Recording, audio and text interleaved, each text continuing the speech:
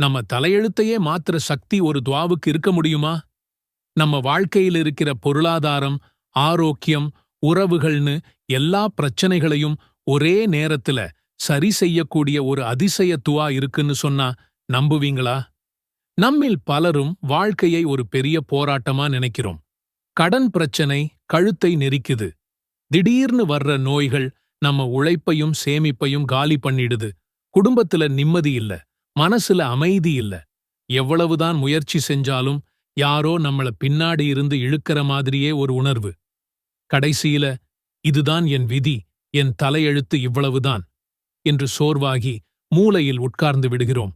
ஆனால் அந்த சோர்வை உடைக்கிற ஒரு ரகசியத்தை, ஒரு பொக்கிஷத்தை அல்லாஹ் தன் திருமறையான குரானிலேயே நமக்கு தந்திருக்கிறான்.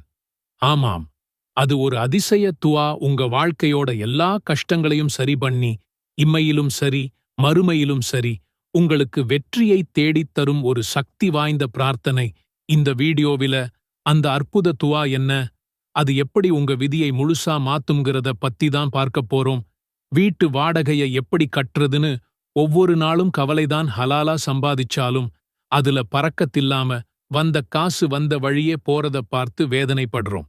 அடுத்தது ஆரோக்கியம். திடீர்னு வர்ற நோய்கள் நம்ம சந்தோஷத்தையும் சேமிப்பையும் மொத்தமா அழிச்சிடுது. ஹாஸ்பிடலுக்கும் வீட்டுக்குமா நடந்து உடம்பு பலத்தையும் மனசு பலத்தையும் இழந்து நிக்கிறோம். ஏன் எனக்கு மட்டும் இப்படி நடக்குது என்ற கேள்வி நம்மள துரத்திக்கிட்டே இருக்கு. இந்த பாரத்தை உணர்ந்தவங்களுக்கு தெரியும் ஒரு தீர்வு எவ்வளவு அவசியம்னு. அந்த தீர்வு நம்மள படைச்ச இறைவன்கிட்ட இருந்தே வரும்போது அது எவ்வளவு சக்தி வாய்ந்ததா இருக்கும். இங்குதான் நம் உயிருக்கும் மேலான முஹம்மது நபி ஸல்லல்லாஹு அலைஹி வஸல்லம் அவங்களோட வழிகாட்டுதல் நமக்கு வெளிச்சம் காட்டுது. அவங்க தன்னோட வாழ்க்கையில மிக அதிகமாக ஒரே துவாவை ஒதுக்கிட்டே இருந்தாங்க.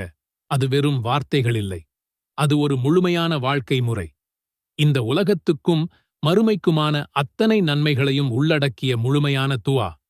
அந்த பொக்கிஷமான வாழ்க்கையை மாற்றும் அதிசய துவா திருக்குரானின் 2வது அத்தியாயமான சூரத்துல் பகராவின் 201வது வசனத்தில் இருக்கு. இதோ அந்த துவா. ரப்பனா ஆத்தினா ஃபித் துன்யா ஹஸனதன் வஃபில் ஆখিরাতি ஹஸனதன் வகினா அஸாபன் நார். எங்கள் இறைவனே, எங்களுக்கு இவ்வுலகில் நன்மைகளைத் தருவாயாக, மறுமையிலும் நன்மைகளைத் தருவாயாக, இன்னும் எங்களை நரக நெருப்பின் வேதனையிலிருந்தும் காத்தருள்வாயாக. இது ஒரு முழுமையான பிரார்த்தனை. நீங்க பணக்கஷ்டத்தில் இருந்தா இந்த துவாவில் இருக்கிற துன்யா ஹசனா உங்களுக்கு பறக்கத்தான செல்வத்தையும் கொடுக்கும். நீங்க நோயில் இருந்தா அது பூரண ஆரோக்கியத்தையும் கொடுக்கும். உங்க குடும்பத்துல பிரச்சனையா, அது மன அமைதியையும் நல்ல உறவுகளையும் கொடுக்கும். நீங்க எதை மனதில் நினைத்து கேட்டாலும் அந்த நோக்கத்தை அல்லாஹ் அறிவான், அதற்கேற்ப நன்மையை வழங்குவான். இதை உங்க அன்றாட வாழ்க்கையின் ஒரு பகுதியா மாத்திக்கோங்க. ஒவ்வொரு தொழுகைக்குப் பிறகும் கையேந்தும் ஒவ்வொரு முறையும் உங்க நாவில் இந்த துவா இருக்கட்டும். நீங்க நடக்கும்போதும் உட்காரும்போதும் உங்க மனசு இந்த துவாவை சொல்லட்டும். இன்ஷா அல்லாஹ், இந்த சக்தி வாய்ந்த துவாவின் மூலம் உங்கள் வாழ்க்கையில் ஏற்படும் நல்ல மாற்றங்களை நீங்களே பார்ப்பீங்க. உங்கள் பொருளாதாரத்தில் பறக்கத்துண்டாகும், உங்கள் ஆரோக்கியம் சிறப்பாகும், உங்கள் உறவுகளில் அமைதி வரும். எல்லாவற்றுக்கும் மேலாக உங்கள் மனசுல ஒரு நிம்மதியும் அல்லாஹ்வின் மீது அசைக்க முடியாத நம்பிக்கையும் பிறக்கும். அல்லாஹ் நம் அனைவரின் துவாக்களையும் ஏற்று இம்மையிலும் மறுமையிலும் நமக்கு ஹசனா எனும் நன்மைகளை தந்தருள்வானாக. ஆமீன். நீங்க எவ்வளவு கஷ்டப்பட்டு முயற்சி செஞ்சும் பணக்கஷ்டம் தீரலையா? கடன் மேல கடன் வாங்கி மன நிம்மதி இல்லாம தவிக்கிறீங்களா? நம்ம தேவைக்கு அடுத்தவங்க முன்னாடி போய் கையேந்த வேண்டிய நிலைமை வந்துருச்சேன்னு வேதனைப்படுறீங்களா? கவலைப்படாதீங்க. அல்லாஹ்வின் கருணை ரொம்ப பெரியது. அந்த கருணையோட ஒரு வடிவம்தான் நம்ம நபி ஸல்லல்லாஹு அலைஹி வஸல்லம் அவங்க நமக்கு சொல்லிக் கொடுத்த துவாக்கள். மலை மாதிரி கடன் இருந்தாலும் சரி, தீராத வறுமை இருந்தாலும் சரி, அத்தனையும் நீக்கி அல்லாஹ்வின் பரக்கத்தையும் வளத்தையும் கொண்டு வர்ற ஒரு சக்தி வாய்ந்த துவாவைத்தான் இன்னைக்கு நாம பார்க்க போறோம். இது வெறும் வார்த்தைங்க இல்ல, இது நபி ஸல்லல்லாஹு அலைஹி வஸல்லம் அவங்க காட்டுன வழி. இன்ஷா அல்லாஹ் இந்த துவா உங்க வாழ்க்கையில ஒரு பெரிய மாற்றத்தை கொண்டு வரும். நாம எல்லாருமே நம்ம வாழ்க்கையில ஒரு முறையாவது ஒரு பெரிய கஷ்டத்தை சந்திச்சிருப்போம். அதுதான் பணக்கஷ்டம்.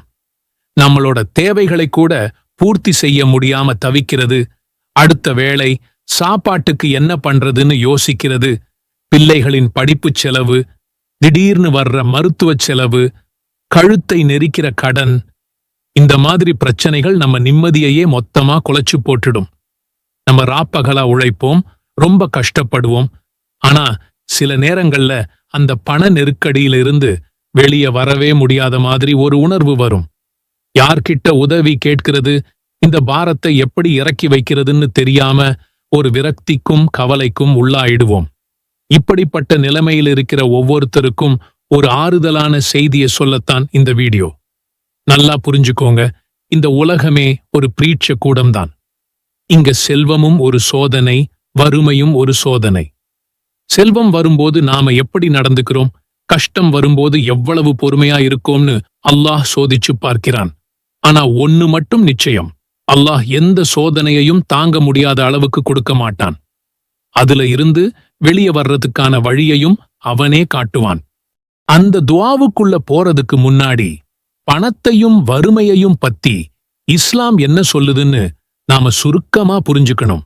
ஏன்னா சில சமயம் நமக்கு மட்டும் ஏன் இவ்வளவு கஷ்டம் வருது, மத்தவங்க எல்லாம் நல்லா இருக்காங்களே, நாம மட்டும் ஏன் இப்படி இருக்கோம்னு ஷைத்தான் நம்ம மனசுல தேவையில்லாத எண்ணங்களை விதைப்பான். குர்ஆன்ல அல்லாஹ் ரொம்ப தெளிவா சொல்றான், செல்வத்தையும் வறுமையையும் கொடுக்கிறவன் அவன் ஒருத்தன்தான். அவன் நாடியவங்களுக்கு அள்ளி கொடுக்கிறான், நாடியவங்களுக்கு குறைச்சும் கொடுக்கிறான். அது அவனோட நாட்டத்தை பொறுத்தது. அதனால ஒருத்தர்கிட்ட நிறைய பணம் இருக்கிறது அவங்க ரொம்ப நல்லவங்கன்னு அர்த்தம் இல்ல. அதே மாதிரி வறுமையில் இருக்கிறது அவங்க மேல அல்லாஹ்வுக்கு கோபம்னு அர்த்தம் கிடையாது. நபிமார்கள் கூட வறுமையினால சோதிக்கப்பட்டிருக்கிறாங்க.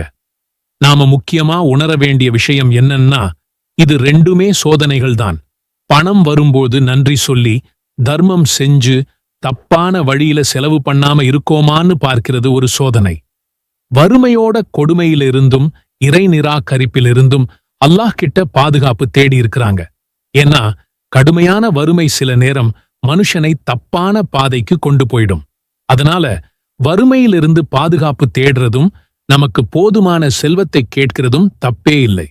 இந்த புரிதலோட நாம துஆ செஞ்சா அதோட முழு பலனும் நமக்கு கிடைக்கும். இப்போ நாம் அந்த முக்கியமான பகுதிக்கு வந்திருக்கோம். பணக்கஷ்டம், கடன், வறுமை எல்லாத்துல இருந்தும் விடுதலை கொடுத்து நிம்மதியான ஒரு வாழ்க்கையை வாழ நபி ஸல்லல்லாஹு அலைஹி வஸல்லம் அவங்க கத்துக் கொடுத்த அந்த அற்புத துஆ. இந்த துஆ ரொம்ப ஆதாரபூர்வமான ஹதீஸ் புத்தகமான ஸஹீஹ் முஸ்லிம்ல 2721வது ஹதீஸா பதிவு செய்யப்பட்டிருக்கு. اللهم إني أسألك الهدى والتقى والعفاف والغنى.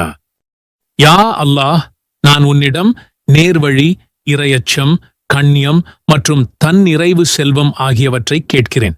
இந்த துஆவுல 4 விஷயங்கள் கேட்கப்படுது. அதுவும் சும்மா ஏனோதானோன்னு இல்ல, ஒரு அழகான வரிசையில கேட்கப்படுது.